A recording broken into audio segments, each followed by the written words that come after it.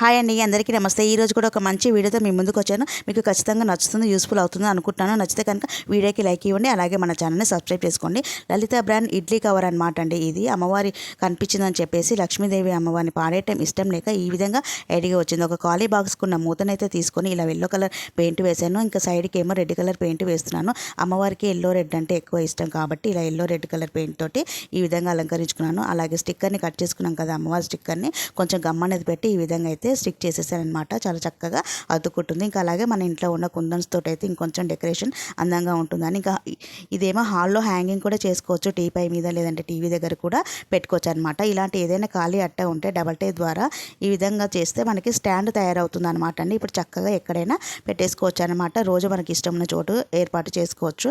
చూడటానికి కూడా చాలా బాగుంటుంది అనమాట అండి. నేనైతే పూజ గదిలో ఇలా ఏర్పాటు చేసుకున్నాను. శుక్రవారం అమ్మవారి దగ్గర దీపం పెట్టుకోవచ్చు అని. ఈ వీడియో నచ్చితే లైక్ చేయండి, మన ఛానల్ని సబ్స్క్రైబ్ చేసుకోండి.